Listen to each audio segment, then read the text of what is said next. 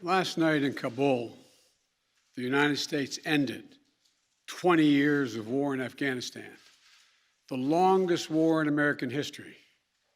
We completed one of the biggest airlifts in history, with more than 120,000 people evacuated to safety.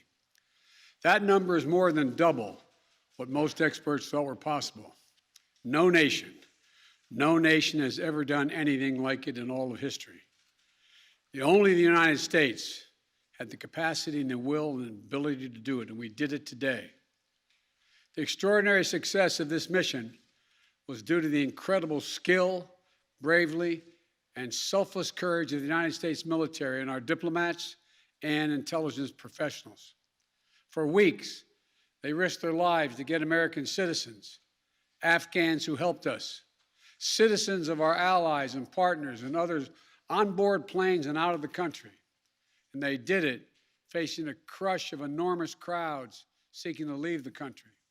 And they did it knowing ISIS-K terrorists, sworn enemies of the Taliban, were lurking in the midst of those crowds.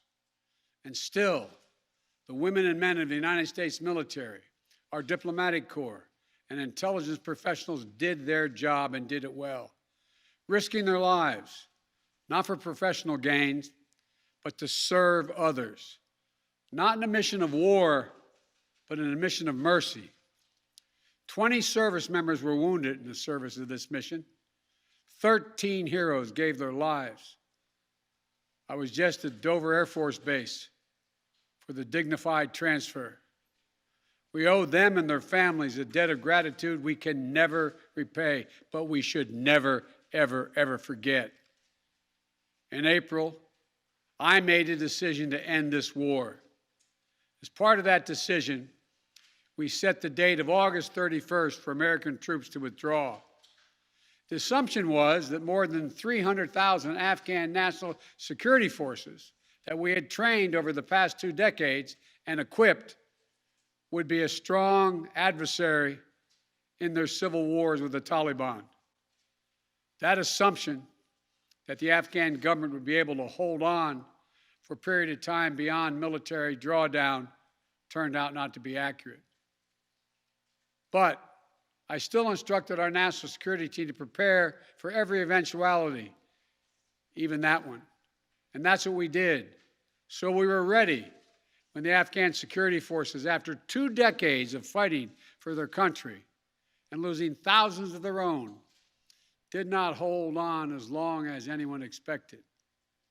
We were ready when they and the people of Afghanistan watched their own government collapse and their president flee amid the corruption and malfeasance, handing over the country to their enemy, the Taliban, and significantly increasing the risk to U.S. personnel and our allies.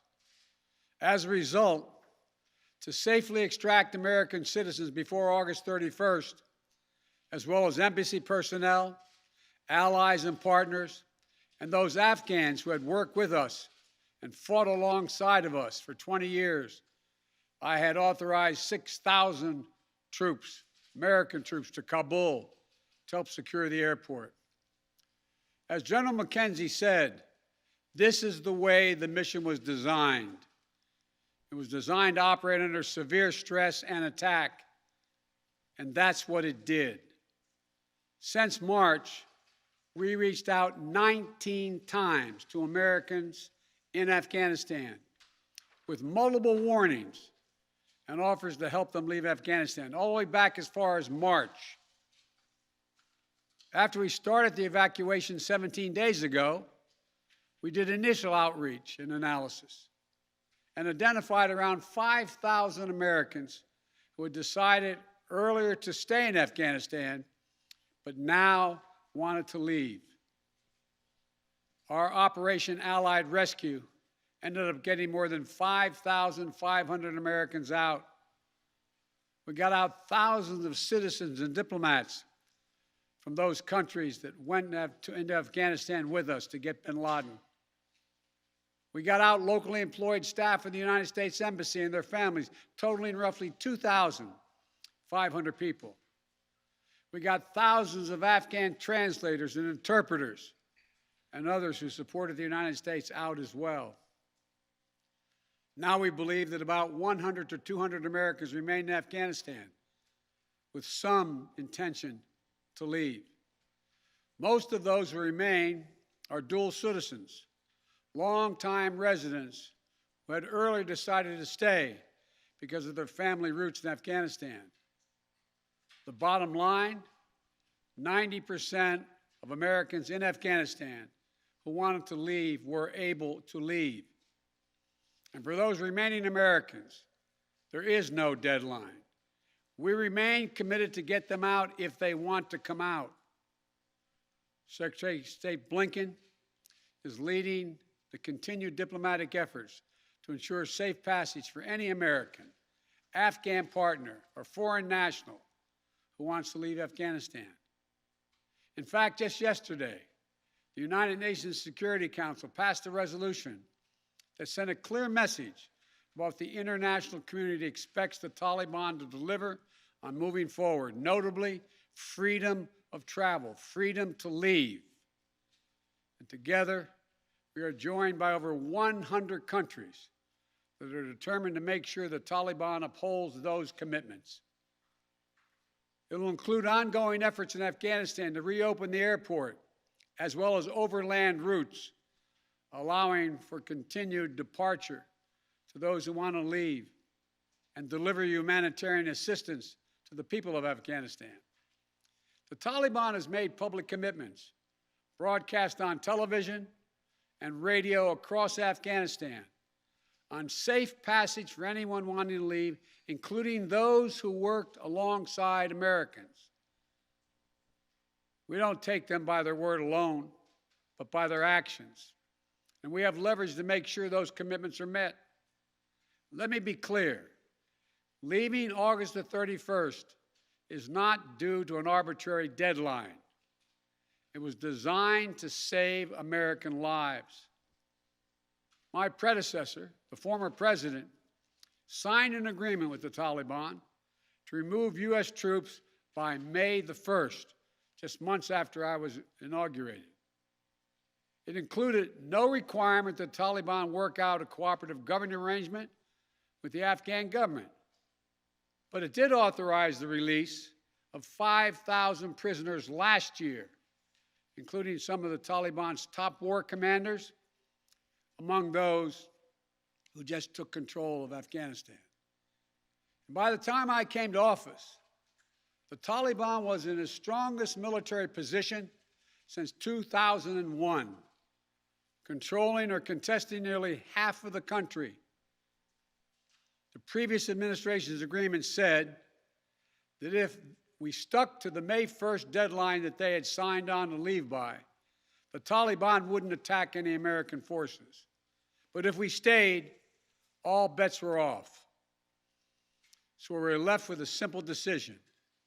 Either follow through on the commitment made by the last administration and leave Afghanistan, or say we weren't leaving and commit another tens of thousands more troops going back to war.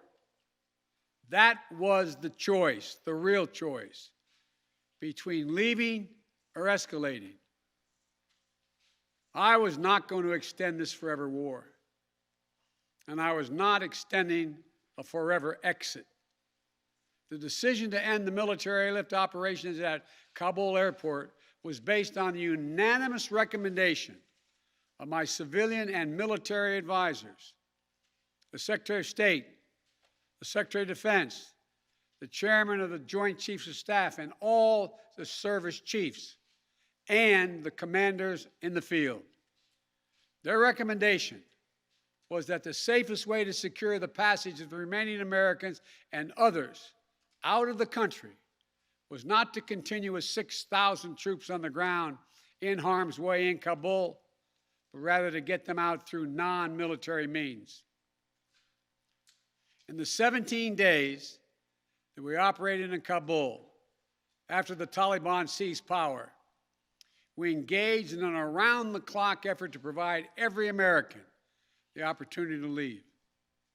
Our State Department was working 24/7, contacting and talking and in some cases walking Americans into the airport. Again, more than 5,500 Americans were airlifted out. And for those who remain, we will make arrangements to get them out if they so choose. As for the Afghans, we and our partners have airlifted 100,000 of them. No country in history has done more to airlift out the residents of another country than we have done. We will continue to work to help more people leave the country who are at risk. We're far from done. For now, I urge all Americans to join me in grateful prayer for our troops and diplomats and intelligence officers who carried out this mission of mercy in Kabul and at tremendous risk with such unparalleled results. An airlift that evacuated tens of thousands, to a network of volunteers and veterans who helped identify those needing evacuation, guide them to the airport, and provided them for their support along the way. We're going to continue to need their help. We need your help, and I'm looking forward to meeting with you. And to everyone who is now offering or who will offer to welcome Afghan allies to their homes around the world, including in America, we thank you. I take responsibility for the decision. Now some say we should have started mass evacuation sooner. And couldn't this have been done in a more orderly manner? I respectfully disagree. Imagine if we'd begun evacuations in June or July, bringing in thousands of American troops and evacuating more than 120,000 people in the middle of a civil war. There still would have been a rush to the airport, a breakdown in confidence and control of the government, and it still would have been a very difficult and dangerous mission. The bottom line is there is no evacuation from the end of a war that you can run without the kinds of complexities, challenges, and threats we faced. None. There are those who would say we should have stayed indefinitely for years on end. They ask, why don't we just keep doing what we were doing? Why do we have to change anything? The fact is, everything had changed. My predecessor had made a deal with the Taliban. When I came into office, we faced a deadline, May 1. The Taliban onslaught was coming. We faced one of two choices: follow the agreement of the previous administration and extend to have more time for people to get out, or send in thousands of more troops and escalate the war. To those asking for a third decade of war in Afghanistan, I ask, what is the vital national interest? In my view, we only have one: to make sure Afghanistan can never be used again to launch an attack on our homeland. Remember why we went to Afghanistan in the first place? Because we were attacked by Osama bin Laden and al-Qaeda on September 11th, 2001. And they were based in Afghanistan. We delivered justice to bin Laden on May 2nd, 2011, over a decade ago. Al-Qaeda was decimated. I respectfully suggest you ask yourself this question.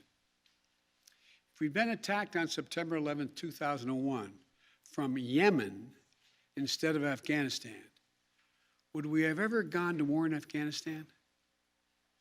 Even though the Taliban controlled Afghanistan in the year 2001? I believe the honest answer is no. That's because we had no vital interest in Afghanistan other than to prevent an attack on America's homeland and our friends. And that's true today. We succeeded in what we set out to do in Afghanistan. over a decade ago. Then we stayed for another decade. It was time to end this war. This is a new world. The terror threat has metastasized across the world, well beyond Afghanistan. We face threats from al-Shabaab in Somalia, al-Qaeda affiliates in Syria and the Arabian Peninsula, and ISIS attempting to create a caliphate in Syria and Iraq and establishing affiliates across Africa and Asia. The fundamental obligation of a president, in my opinion, is to defend and protect America, not against threats of 2001, but against the threats of 2021 and tomorrow. That is the guiding principle behind my decisions about Afghanistan. I simply do not believe that the safety and security of America is enhanced by continuing to deploy thousands of American troops and spending billions of dollars a year in Afghanistan. But I also know that the threat from terrorism continues in its pernicious and evil nature. But it's changed, expanded to other countries. Our strategy has to change too. We will maintain the fight against terrorism in Afghanistan and other countries. We just don't need to fight a ground war to do it. We have what's called over-the-horizon capabilities, which means we can strike terrorists and targets without American boots on the ground, or very few if needed. We've shown that capacity just in the last week. We struck ISIS-K remotely, days after they murdered 13 of our service members and dozens of innocent Afghans. And to ISIS-K, we are not done with you yet. As Commander-in-Chief, I firmly believe the best path to guard our safety and our security lies in a tough, unforgiving, targeted, precise strategy that goes after terror where it is today, not where it was 2 decades ago. That's what's in our national interest. And here's a critical thing to understand. The world is changing. We're engaged in a serious competition with China. We're dealing with the challenges on multiple fronts with Russia. We're confronted with cyber attacks and nuclear proliferation. We have to shore up America's competitiveness to meet these new challenges in the competition for the 21st century. And we can do both. Fight terrorism and take on new threats that are here now and will continue to be here in the future. And there's nothing China or Russia would rather have, would want more in this competition in the United States to be bogged down another decade in Afghanistan. As we turn the page on the foreign policy that has guided our nation the last 2 decades, we've got to learn from our mistakes. To me, there are 2 that are paramount. First, we must set missions with clear, achievable goals, not ones we'll never reach.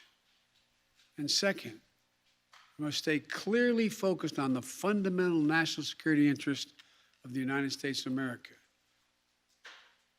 This decision about Afghanistan is not just about Afghanistan. It's about ending an era of major military operations to remake other countries. We saw a mission of counterterrorism in Afghanistan, getting the terrorists and stopping attacks, morph into a counterinsurgency, nation building, trying to create a democratic, cohesive, and united Afghanistan, something that has never been done over many centuries of Afghan's history. Moving on from that mindset, and those kind of large-scale troop deployments will make us stronger and more effective and safer at home. And for anyone who gets the wrong idea, let me say clearly, to those who wish America harm, To those who engage in terrorism against us or our allies, know this: the United States will never rest. We will not forgive. We will not forget. We will hunt you down to the ends of the earth, and you will pay the ultimate price. And let me be clear. We'll continue to support the Afghan people through diplomacy, international influence, and humanitarian aid. We'll continue to push for regional diplomacy engagement to prevent violence and instability. We'll continue to speak out for the basic rights of the Afghan people, especially women and girls, as we speak out for women and girls all around the globe. And I've been clear that human rights will be the center of our foreign policy. But the way to do that is not through endless military deployments, but through diplomacy, economic tools, and rallying the rest of the world for support. My fellow Americans, the war in Afghanistan is now over. I'm the fourth president who has faced the issue of whether and when to end this war.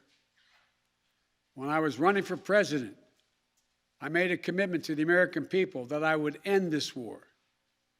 Today, I've honored that commitment. It was time to be honest with the American people again. We no longer had a clear purpose in an open-ended mission in Afghanistan. After 20 years of war in Afghanistan, I refused to send another generation of America's sons and daughters to fight a war that should have ended long ago. After more than $2 trillion spent in Afghanistan, a cost that researchers at Brown University estimated would be over $300 million a day for 20 years in Afghanistan, for 2 decades. Yes, the American people should hear this: $300 million a day for 2 decades. If you take the number of 1 trillion, as many say, that's still $150 million a day for 2 decades. What have we lost as a consequence in terms of opportunities? I refuse to continue a war that was no longer in the service of the vital national interests of our people. And most of all, after 800,000 Americans serving in Afghanistan, I've traveled that whole country, brave and honorable service. After 20,744 American servicemen and women injured, and the loss of 2,461 American personnel, including 13 lives lost just this week, I refuse to open another decade of warfare in Afghanistan. We've been a nation too long at war. If you're 20 years old today, you've never known an America at peace. So when I hear that we could have, should have continued the so-called low-grade effort in Afghanistan at low risk to our service members, at low cost, I don't think enough people understand how much we have asked of the 1% of this country who put that uniform on, willing to put their lives on the line in defense of our nation.